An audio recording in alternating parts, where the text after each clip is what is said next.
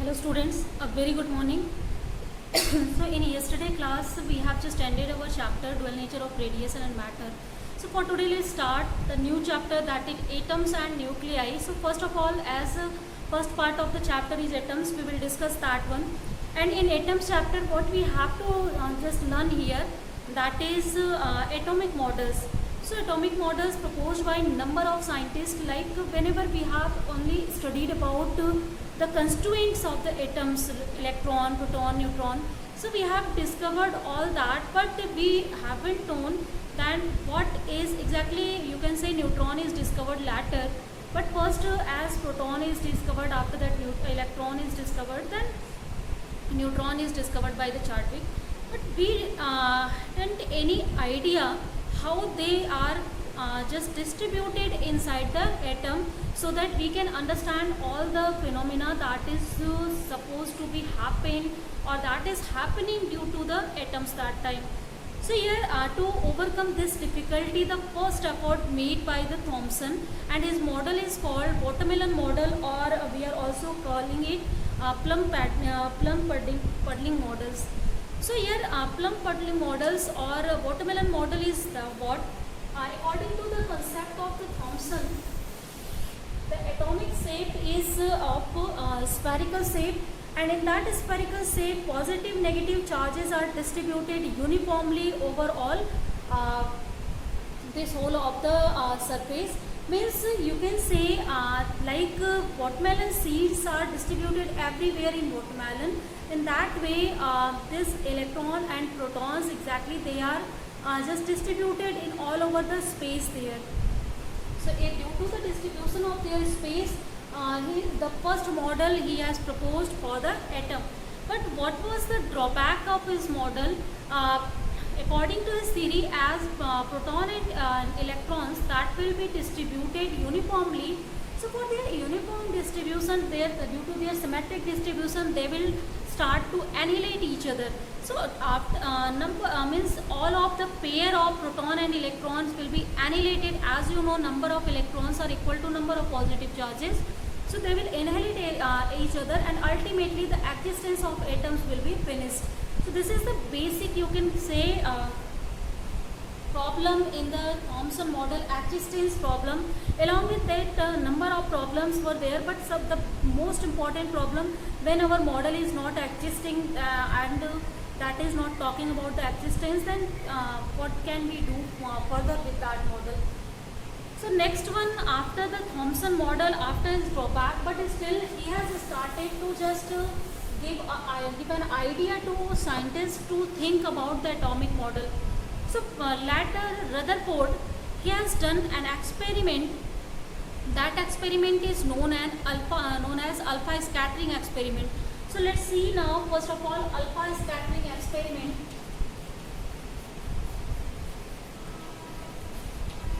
Done by Rutherford. So in alpha scattering experiment, what he has done, he has taken a gold foil, and he has taken a collimator and a source of radioactive material, and then some of the screen he has just taken. So here suppose this is an axis, this is our screen, this is a screen we have, and now a gold foil is kept here in this way. Suppose that this is the gold foil that we have kept here, and here a collimator we have just used to collimate the beam, and then a source of radiation we have used. So whenever this source has immersed the light, then that time means you can say exactly what we are trying to do. We were trying to do to just bombard the particles on this one. So this is the source of alpha particles. Alpha particles start to travel, and they are bombarded on this gold foil, and after bombarding on gold foil, some of the experiment and the observation of this experiment has been recorded. So this experiment is known as alpha scattering experiment, where alpha particles are scattered, distributed, or you can say reflected by the gold foil there. So here why we have taken gold foil, reason is that every particle can interact with only that metal whose dimensions is nearly equal to the wavelength of that particle. So simple this theory I have told you number of times, the diffraction theory. So we are adopting that also for the bombarding or any collision process. So this experiment is, I think, now clear. It's a very simple experiment, but its observation was something different than the expectations. So let's see what were the observations of alpha scattering experiment. So first observation was that most of the alpha particle passed through the gold foil without any appreciable deflection. So it means that if number of particles have just passed without feeling any kind of deflection, it means the result of this observation, he has concluded that one atom has a lot of empty space and practically the entire mass of the atom is confined to an extremely small central core called nucleus, whose size of the order of 10 power minus 15 meter. So I think first of all, before explaining this one, let's see all of the observation, then I will just explain the result here. So first observation is now clear. Most of the alpha particles has passed from the gold foil without any deflection. Second one, only about 0.14% of the incident alpha particle is scattered by more than 1 degree. Means you can say only 0.14% alpha particles has scattered. So scattering can be done whenever it will just collide with some of the particles. So you can say in very small space the particles are distributed. Later, the third observation is about one alpha particle in every 800 8,000 not 800 8,000 alpha particles deflect by more than 90 degree. Means you can say they had started to feel reflection. Next one here case, the number of alpha particles scattered per unit area at a scattering angle varies inversely as sine power 4 theta by 2. So these were you can say whole of the observations done by Rutherford and his colleagues. So let's started to discuss now the conclusion of actually this observation, what we have observed and what is the conclusion. So first conclusion, as most of the alpha particles has passed through the you can say gold foil, then it means that atom has a lot of empty space. So it means first of all, second observations we have seen only 0.14% alpha particles was scattered by more than 1 degree. So it means that electrons are distributed because scattering can be done only by 1 degree, that can be done by the electrons. So electrons are distributed at different places, so that lot of alpha particles haven't collide with the electrons. So you can say a lot of spaces between the electrons are in the atoms. Second observation, next observation was here, only one alpha particle in 8,000 alpha particles has scattered more than 90 degree, means that was reflected. So reflection can be occur only when there is positive charge in the nucleus, and as alpha particles are positive nuclei, so it means they will feel repulsion there. So due to repulsion they will return back to its original path. So here in this case you can just conclude all of things and he concluded that in atom there is very tiny space through which you can say in which positive charges are accumulated, and that tiny space where positive charge only there, that he has called nucleus. And for electrons he has stated that electrons are revolving round the nucleus in different circular orbits. So this was the first, you can say, more correct atomic model proposed by Rutherford according to the experiment that he has done, and this observation is, I think, very clear. And after this observation a new physics we have started to discuss, nuclear physics. About the nucleus we have started to discuss, and that's why he is called the father of the nuclear physics. Next, if you will see again some more conclusion that the distance between electron and the nucleus is 10 to the power 4 to 10 to the power 5 times the size of the nucleus itself. It means that electrons are at a very greater distance in comparison to the nuclear dimension. Next one, more is the distance of the velocity vector of an alpha particle from the central line of the nucleus, lesser is the angle of scattering. So these are conclusions are now clear. First of all, by these conclusions now what we can do, we can now just make, or we can write here the next atomic model, and he has proposed according to his experiment the Rutherford model of atom. So let's see what are the basic points of Rutherford model first of all.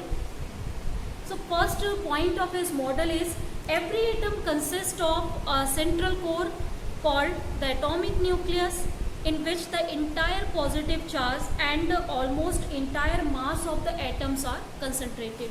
So it means that if you have to make this model, then first this is the very positive small core we have, that is called nucleus.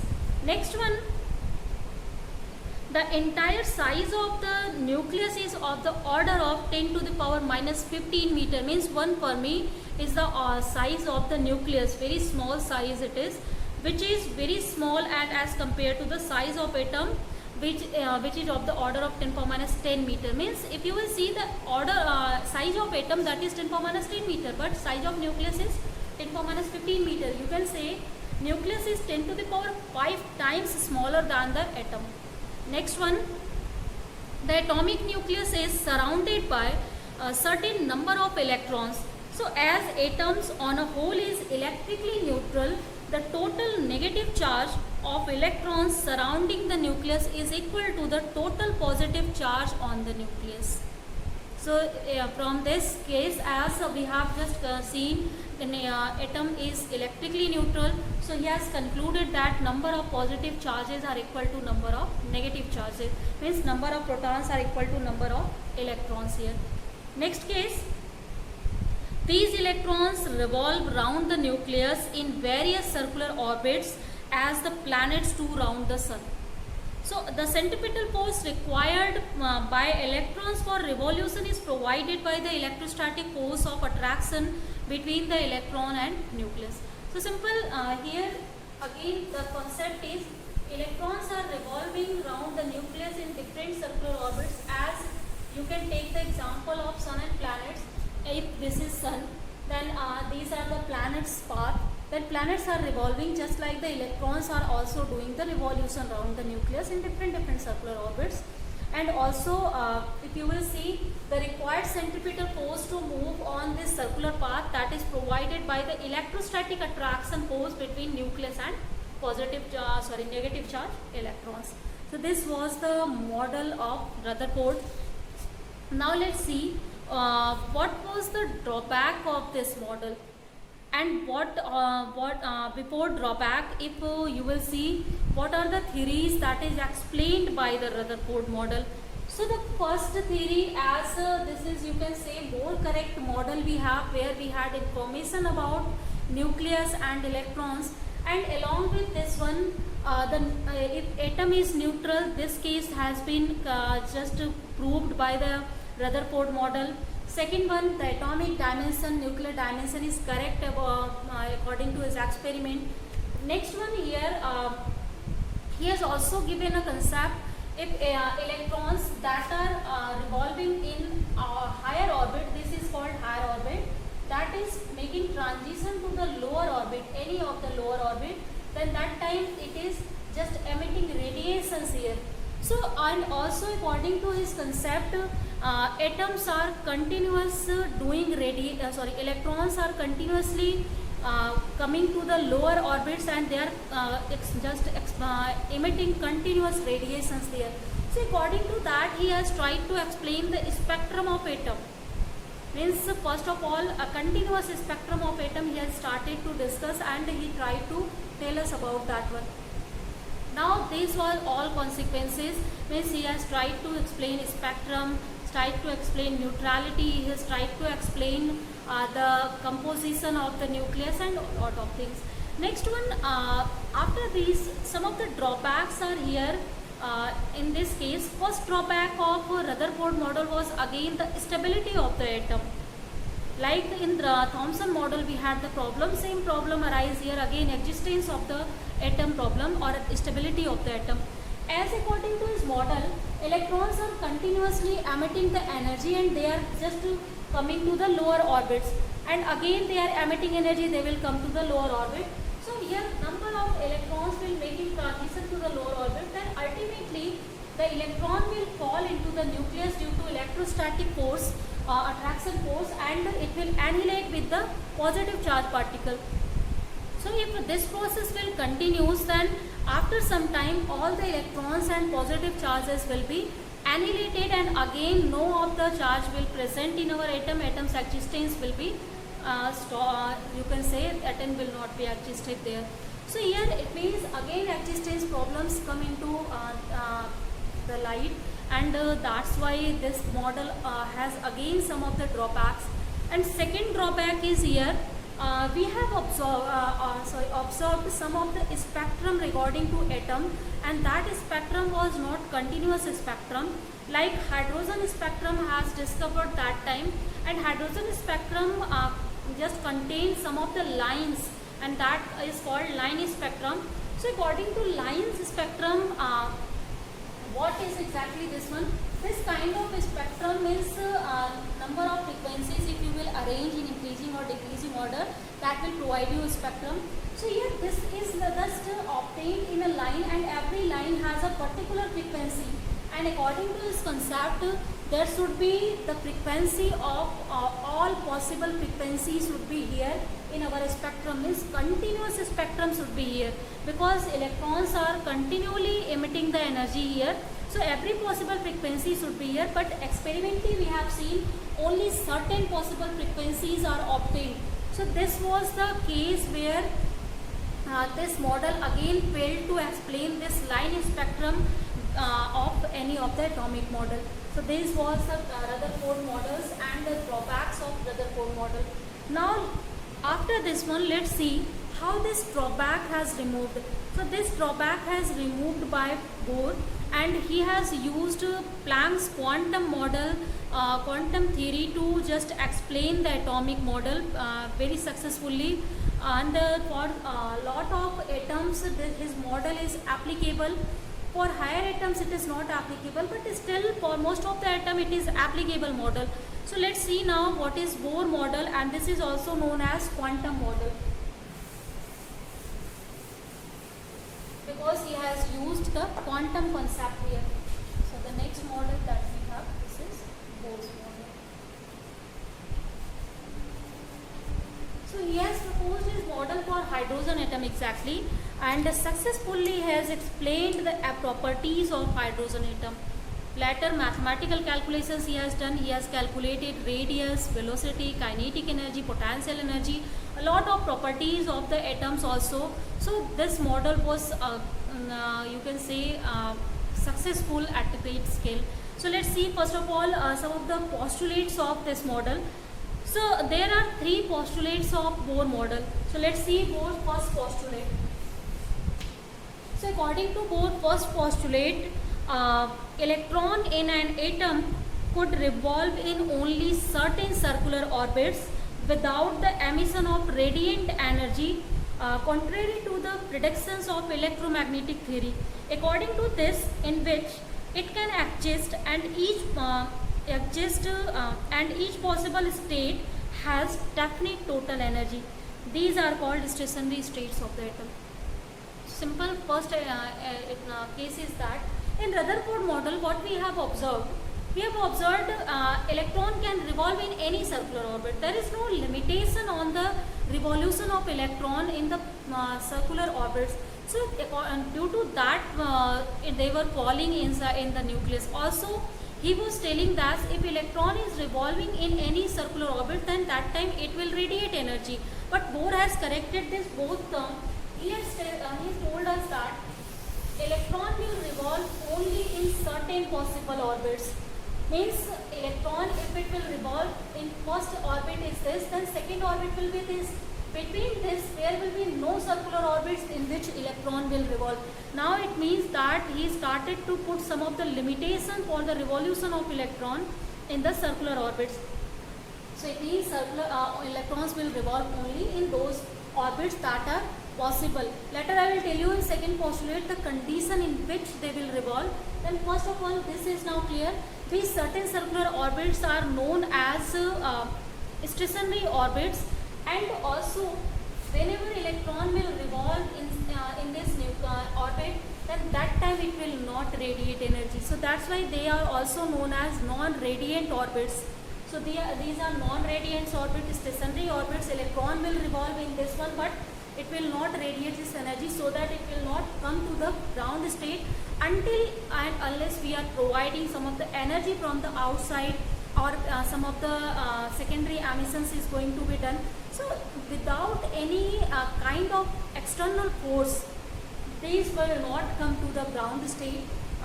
So this is not the possible case where continuous emission of energy can take place. So this first postulate, I think this is now clear. Now let's see the Rutherford's second postulate. So according to his second postulate, now the condition we will see, electron will revolve only in those possible orbits for which the angular momentum of electron is equal to integral multiple of h upon 2 pi. So suppose if this electron is revolving in this orbit, so this is nth orbit, suppose for example. So for this nth orbit, the angular momentum, if you will calculate for this angular momentum, how can you calculate? Mass, velocity into radius. So this is circular orbit, radius you can calculate. You can calculate velocity of electron here, and after just putting mass of electron, we can calculate angular momentum. If this is equal to integral multiple of h upon 2 pi. H is what? This is Planck constant, and n is what? N has certain numbers. N has equal to 1, 2, 3, 4. Means integral I am saying, that means electron can revolve only in these circular orbits for which it is satisfying this condition. Means if you have to understand, first electron will revolve where? So for the first electron, it will revolve in n is equal to 1 orbit. First of all, it will start from here. For n is equal to 1 orbit, L will be here, n is equal to 1 if you will write h upon 2 pi. You can calculate, as these are constants, you can calculate this value. Means electron will revolve, first electron will revolve only in that orbit for which angular momentum is equal to this one. So if angular momentum is equal to this one, then suppose first orbit is this one. Now you can see between electron and first orbit there is a huge gap, you can see, and this gap is known as forbidden energy gap. Means forbidden is why electron cannot exist ever in this blank space that you are seeing between orbits or orbit and nucleus. Electron only revolve in the orbits that can only exist in the orbit. Even if it will make transition, then it can make transition only to the orbits, not in space between the orbits. So this is the limitation now. According to that, if electron will come to the lower state, then it will not feel that kind of attraction towards nucleus, so that it can fall into this one. So the existing problem that was arising, stability problem that were arising in Rutherford model, that is removed by Bohr by putting an just a condition for the revolution of electron. So two of the postulate is now I think clear. Let's see now the third Bohr third postulate. So according to the Bohr third postulate, whenever electron will make transition from higher energy state to lower energy state, suppose this is our higher energy state, this has energy EF, and lower energy state this has energy EI. So here every orbit will have the certain energy, certain potential, certain kinetic energy. So you can calculate that one easily by the knowledge of the having that electron has, like mass, velocity, radius. By using these all you can calculate it.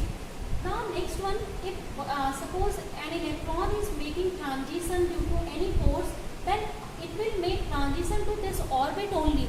It will not come inside the space between these orbits. Never it will come here. So and the energy, if you will see the difference of energy between two states, this is always equal to the electromagnetic radiation energy. Here the Planck concept we have used. According to Planck idea, every radiation is made up of number of photons and each photon has energy equal to h nu. So you can say whenever the electron is coming to the higher orbit to lower orbit, then that time it radiates energy equal to h nu, where nu is the frequency of radiation. You can also calculate the wavelength of radiation by putting c by lambda in place of nu. So simple, what is the wavelength that is emitted by the electron whenever it is making transition, we can calculate by this one. So from here, if you will see, if electron is making transition from a particular state to particular state, then that time this difference in energy will be a definite number. And if h is constant, this is also a constant, then frequency that we will observe, that will be the constant value. Means here we will observe only certain possible frequencies, only particular frequencies, and that is used to define the line spectrum. According to line spectrum, we were observing only the particular frequency. So in the same way, from here you can understand we will observe only particular frequencies. Then it means that simple line spectra is completely defined by and explained by the help of Bohr model. So these were the consequences and postulates of the Bohr model that is used to just explain successfully the model of atom, and his model was very successful to explain the basic phenomena observed for the hydrogen that time. So as if you will see the hydrogen, even we have used his model for the helium also, for second orbit and other all, because this time we are using his model to understand the electronic concept. But some of the even you can say limitations are also in Bohr model, but that is for the higher atoms. So for lower atoms, his model is completely successful. For the even for hydrogen, it is extremely successful model. He, according to his model, he has successfully explained some of the mathematical term for the atom, like I just told you, velocity, radius and energies, all that terms. Later he has also explained the spectrum of hydrogen. So let's see now some of the terms about the spectrum of hydrogen.